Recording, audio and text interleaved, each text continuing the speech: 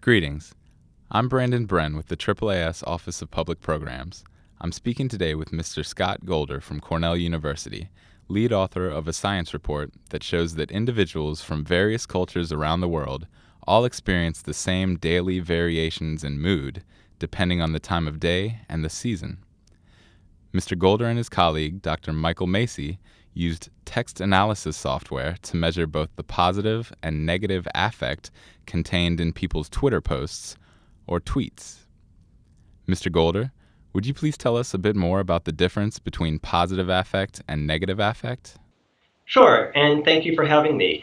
Positive and negative often sound like they're opposite ends of a single continuum. So on the one hand, you have good and bad, or positive and negative, and it turns out psychologists do not view affect or mood in that way. Instead, there are positive kinds of moods, so things like delight or activeness or alertness that are considered positive. And on the other hand, there are moods that are considered negative affect, which include things like disgust or fear or anxiety. And you might be full of delight, but also full of anxiety, and so you may have high positive and negative affect at once. And so we really can't look at them as being opposite ends of a single spectrum. So, what did studying these positive and negative affects of people's tweets tell you?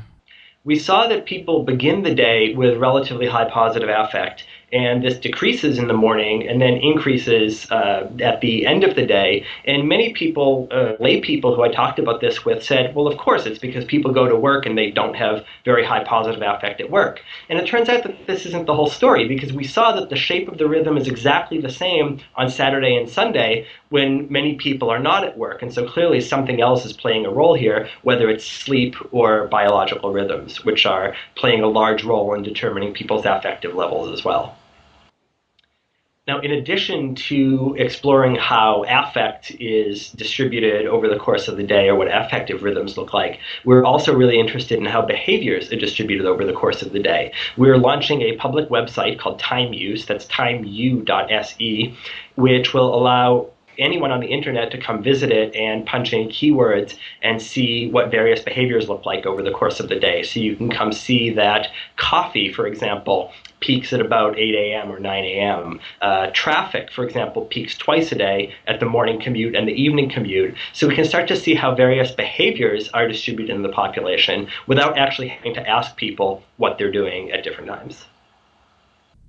And now that we know people's moods are tied to their circadian rhythms, regardless of their location in the world, what are some implications for a finding like this?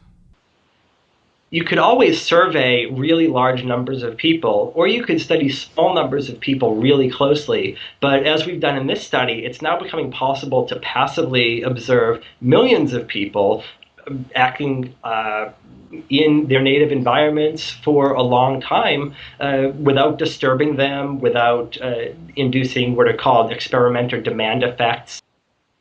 The reason we're able to do this is because my co-author, my advisor, Michael Macy, runs a lab that is very much interdisciplinary. So in addition to having a number of sociology PhD students, we also have a number of PhD students from information science and computer science. And the students are cross-trained, so everyone learns how to ask good questions and do rigorous statistics and answer questions satisfactorily the way the social sciences have historically been very strong, but also to develop the technological skills, the programming skills, to collect the kind of data in a large way that traditionally the computer scientists and the information scientists have been strong in. Thank you for speaking with the Science Press Package today.